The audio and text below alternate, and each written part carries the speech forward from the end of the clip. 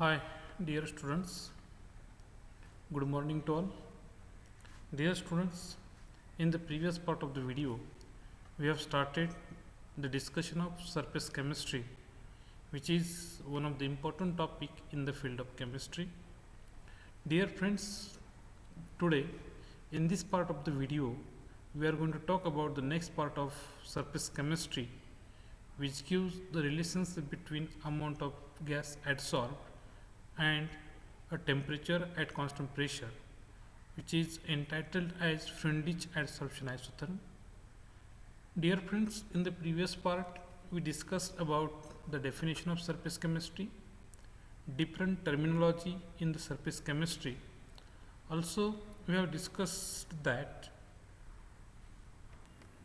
the molecules which are present on the surface of substance and the surface and in the bulk of the substance are behaving as differently because of unbalanced force of attraction on the surface molecule. On the basis of this, we have tried to define the surface tension.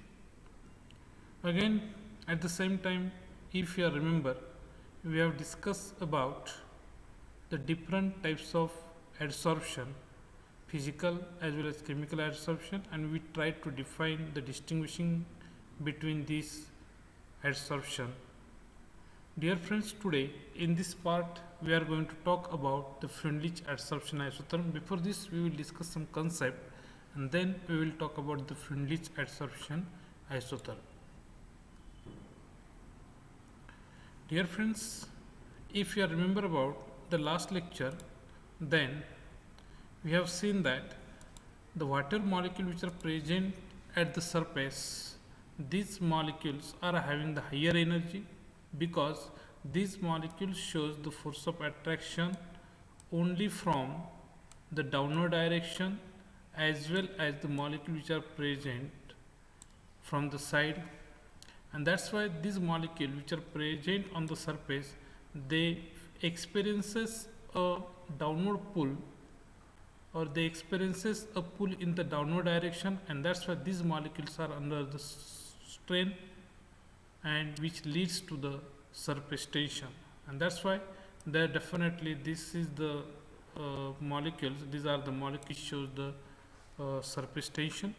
But the molecules which are present in the bulk of the substance, the molecule is equally surrounded by the same molecule from all possible direction, and that's why this molecule experiences a force of attraction from all directions equally, and that's why it is in the state of equilibrium. That's why it will not have any net force of attraction from any direction, and that's why molecules on the surface behave differently than the molecule which are present in the bulk due to asymmetric forces. So here in short, we can say that the molecules which are present in the bulk, these molecules are having symmetric force of attraction or they experiences a symmetric force, while the molecule which are present at the surface of the substance, this molecule experiences or they show asymmetric forces.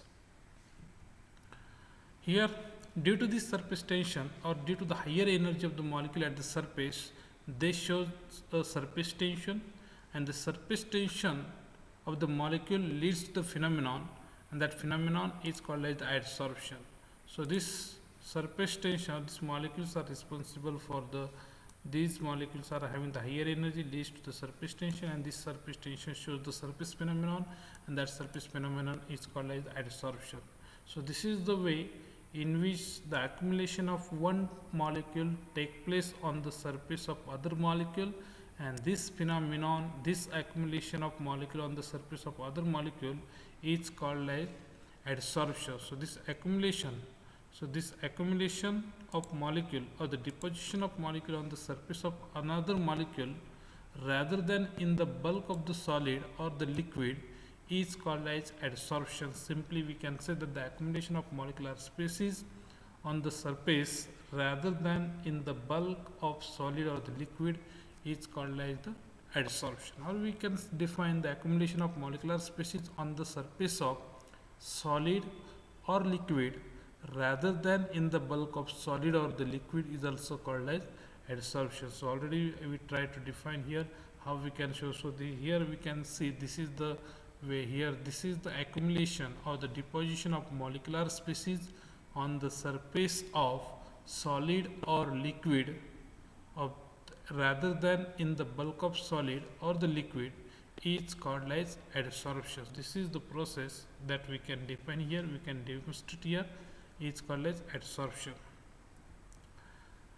Dear friends, based upon the nature of attractive force between the adsorbate and adsorbent, there are two types of adsorption. One is called as the physical adsorption and the second one is called as the chemical adsorption. Physical adsorption is also called as the physisorption, while chemical adsorption is also called as the chemisorption. The main difference between these two, the physical adsorption involves the presence of an van der Waals force of attraction between adsorbate and adsorbent. You know, this is the adsorbate and this is the adsorbate. Adsorbate is the substance which provides the surface for the adsorption. So these colored substances are adsorbent, and adsorbate, these are the molecule which get adsorbed, which get accumulated on the surface of other molecule or that is either in the solid or the liquid phase. These are adsorbate. And this similarly here we can apply the same concept for the chemical adsorption also. Here in physical adsorption, the weak van der Waals force of attraction are present between the adsorbate and adsorbent, while in chemical adsorption a strong chemical bond is present. Strong chemical bond is formed between adsorbate and adsorbent. That's why definitely these are having the strong force of attraction as compared to the physical adsorption. Another difference between this physical adsorption and the chemical adsorption is that this physical adsorption shows the multi-molecular layer type of adsorption, while chemical adsorption shows a unimolecular or the monomolecular adsorption, because once the chemical bond formation takes place between adsorbent and adsorbate, there is no chance for the formation of another chemical bond with the other molecules of adsorbate, and that's why a chemical adsorption involves only formation of single layer or the monolayer of adsorption, while multi-molecular layer take place in the physical adsorption, because this is just the deposition of molecule on the surface of other molecule, because this is the layer of adsorbent. Now this is the layer of first layer of adsorbent and this is the second layer of adsorbate. In the similar way, so this is just the deposition of molecule one over the other, and that's why the physical adsorption involves the formation of multi-molecular layer of adsorption.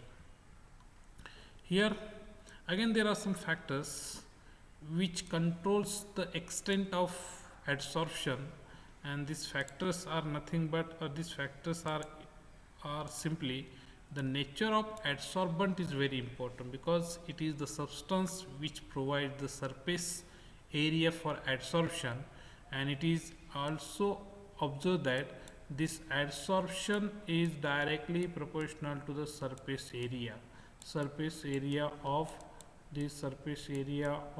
adsorbate, and that's why the smaller is the molecular size of adsorbent, greater is the surface area and greater will be the extent of adsorption. Next factor is called as the nature of adsorbate. Nature of adsorbate is also another factor. What is the molecular size of this adsorbate that will decide the amount of adsorption. Here you can see this is the hydrogen molecule, nitrogen, carbon dioxide, HCl, and this is the last one, ammonia molecule. As we are proceeding from hydrogen to ammonia, the molecular size increases, and this is nothing but the extent of adsorption. So definitely the adsorption also increases. Next one is the temperature. Here we can say this is the X. X is the amount of adsorbate adsorbed. M is the mass of adsorbent. So this is the amount of adsorption to the mass of adsorbent to the temperature. And here we can find that this extent of adsorption decreases with increase in temperature. So this is again the in case of an physical adsorption, while in case of an chemical adsorption, the extent of adsorption or the amount of adsorption increases up to certain limit and up to certain limit, and then if we will increase the temperature again, then the amount of adsorption or the extent of adsorption decreases again. So this is nothing but condition that we will discuss in detail. So this is the this is the one of the important factor that affect the adsorption, and this adsorption is the exothermic process. Hence, according to the Le-Chatelier's principle, the extent of adsorption increases with a decrease in temperature. Here you can observe the amount of adsorption or the adsorption amount of adsorption or the extent of adsorption decreases with increase in temperature, or you can say that this amount of or the extent of adsorption increases with decrease in temperature. I hope you can understand in case of a physical adsorption, and similarly in case of a chemical adsorption, the extent of adsorption increases slightly up to certain temperature, and then it decreases with the increase in temperatures. Again, it also depends upon the pressure and adsorption of gas. The adsorption of gas leads to decrease in pressure. The adsorption of gas leads to decrease in pressure, and according to the Le-Chatelier's principle, increase in pressure will increase the extent of adsorption. It's very important. So amount of adsorption increases with the increase in pressure. So both are the directly proportional, but definitely here we can study the extent of adsorption at different temperature. Here 195, 244 and 273. Though all these adsorption increases with the increase in pressure, but these are decreasing with the increase in pressure. You can see here amount of adsorption is very low, as at higher temperature 273 it will be in middle value, that is in intermediate value 244, and it will be maximum at lower temperature 195 degree Kelvin.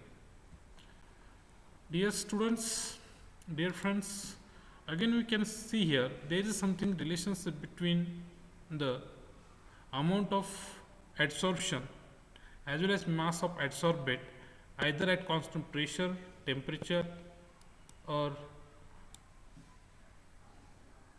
relative pressure, and that can be studied whenever the graph of mass of adsorbate against pressure is studied.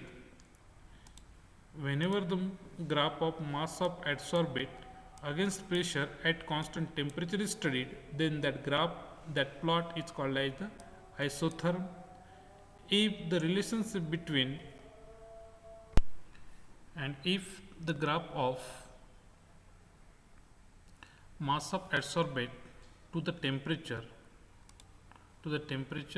is studied at constant pressure, then the plot or the graph will be called as isobar. Instead of this, if the relationship between or the plot of relative pressure to the reciprocal of temperature, the inverse of temperature inverse is studied at constant mass, then the plot or the graph is called as isostates. Dear friends, we people are interested to discuss here isotherm, means we are going to talk about the relationship between or the graph of mass of adsorbate adsorb at constant pressure and the relationship between mass of adsorbate to the pressure, or the relationship between mass of adsorbate to the amount of adsorbate adsorbed to the mass of adsorbent versus pressure is given, or at various pressure is given by means of an adsorption isotherm, which is entitled as Freundlich adsorption isotherm. This adsorption isotherm, when studied, then we can see here the process of adsorption is studied through the graphs, and that graphs are called as adsorption isotherm. Means the process of adsorption isotherm can be studied with the help of some plots, with the help of some graphs, and that graphs are called as adsorption isotherm. But in order to study the process of adsorption isotherm, the graph or the plot of amount of adsorbate indicated by x adsorbed on the certain surface of adsorbent is indicated by m versus pressure or and pressure at constant temperature is studied. It means that whenever you will plot the graph of x means amount of adsorbate adsorbed to the surface of adsorbent indicated by m is plotted against pressure at constant temperature, then the plot or the graph is called as adsorption isotherm. It's very important. Here we have one plot here. So this indicates, so here whenever the x upon m means the amount of adsorbate adsorbed to the surface of adsorbent or the mass of adsorbent versus pressure at constant temperature is plotted, then we came to know that the amount of adsorbate adsorbed increases with the increase in pressure up to certain value, and after that though you will increase the temperature or we will increase the temperature, and then the amount of adsorbate adsorbed remains constant. So there is no considerable change in the amount of adsorption or the amount of adsorbate adsorbed, and this pressure at which it has the maximum value or the extent of adsorption is maximum, this pressure is called as the saturation pressure. So this basic adsorption isotherm definitely can be studied. So at the initial the rate of adsorption will be very greater, then it has limited number of vacancies on the surface for adsorbate, and after saturation pressure all the vacancies will be occupied by adsorbate, and hence the adsorption is independent of pressure after saturation pressure. And at very high pressure a stage is reached at which all the sites are occupied, and further increase in pressure does not cause any difference in the rate of adsorption. It means that here initially the surface of adsorbent has some sites at which the adsorption can take place, but at saturation definitely all the sites will be occupied by adsorbate, and again after increasing the more pressure definitely no site is available for the molecules of adsorbate, and that's why there is no considerable change in the rate of adsorption, and that's why the rate of adsorption remains stationary, remains constant with the increase in pressure or at very high pressure also. So there are some theories which can explain the adsorption isotherm. Dear friends, actually there are three main theories which are useful, which can explain the process of adsorption or the adsorption isotherm with the help of process of adsorption with the help of graph, that we call it as adsorption isotherm. The first is called as the Bate equation. Next one is called as the Freundlich equation. Here it is given in the year of 1909, that we are going to discuss in this part. Next one is called as the Langmuir adsorption isotherm, which is given in the year of 1916. Definitely there are some drawbacks or the limitations of Freundlich adsorption isotherm which overcome by means of a Langmuir isotherm on Langmuir adsorption isotherm. According to the Freundlich adsorption isotherm, if you will study the Freundlich adsorption isotherm, then in the year of 1909 Herbert Freundlich gave an empirical expression. Definitely it is just the theoretical expression, empirical expression.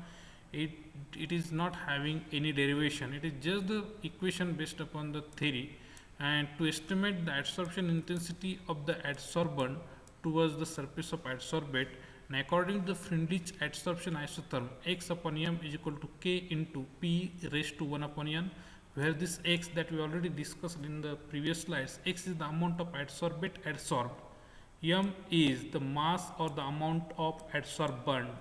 Don't make the confusion between adsorbate and adsorbent.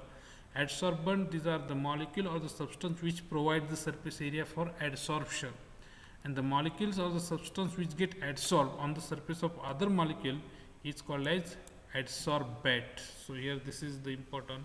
So here suppose this is the surface area, so this is the adsorbent, and the water molecule get accumulated, water molecule get deposited, that molecules are called as adsorbate. So these are adsorbate, and here this surface area is adsorbent.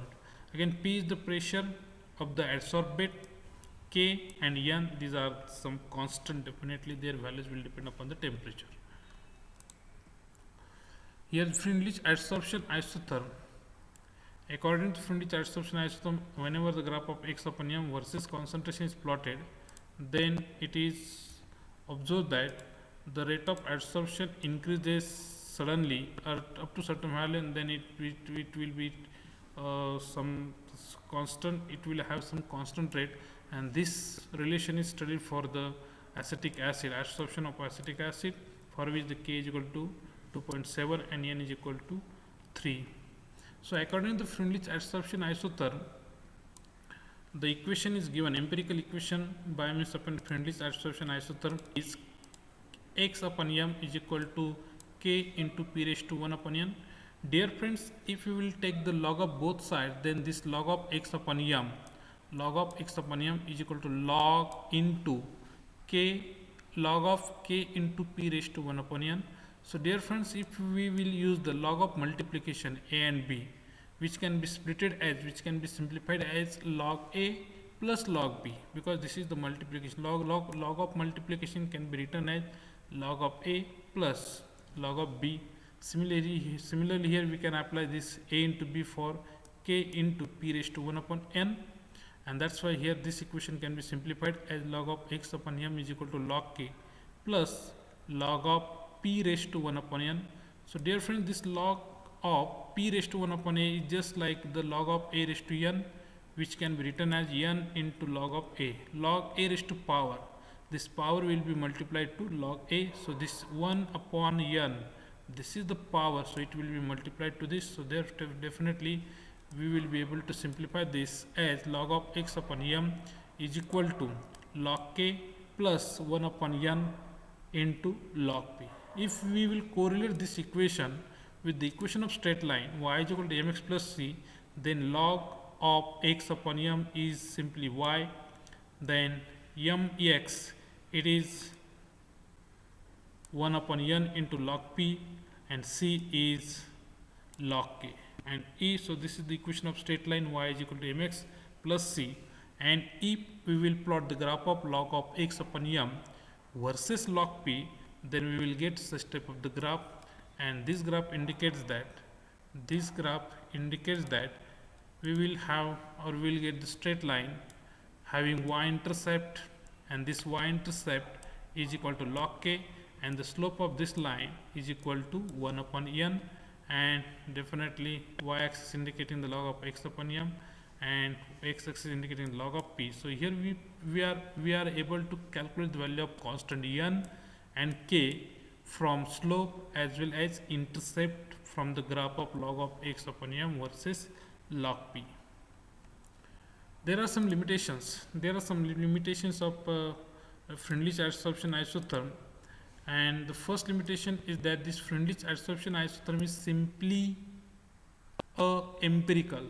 It has no theoretical assumptions, it has no theoretical basis, it is just the empirical equation, purely empirical equation. But how this equation comes, it is not explained. That is not explained by means of Freundlich adsorption isotherm, or the Freundlich. So here how this x upon m is equal to k into p raised to 1 upon n, how this comes, it is not given by means of Freundlich, or the theoretical basis for this equation is not explained by this Freundlich adsorption isotherm. Again, this equation is valid only over certain pressure. It means that this equation is only valid for certain range of pressure, and it generally not applied, or it is not applicable to the at higher pressure. So it has only valid over certain pressure. After that it is not valid, or it is not valid at the higher pressure. Again, the constant k and n can changes with the change in temperature. It means that this constant, these are the constant, but these are not having the unique value, and as the temperature changes, the value of K and N constant also changes. This is also the problem with this with this friendly charge absorption isotope. These are the few limitations or the drawbacks of friendly charge absorption isotherm, which is overcome by means of another adsorption isotherm that we will discuss in the next part. So dear friends, in this part of the online video lecture series, we have discussed about the particularly Friendlich adsorption isotherm, which is most important to study the Langmuir adsorption isotherm. So dear friends, in the next part we will discuss about the Langmuir adsorption isotherm as well as some another concept regarding the surface chemistry. So thank you very much.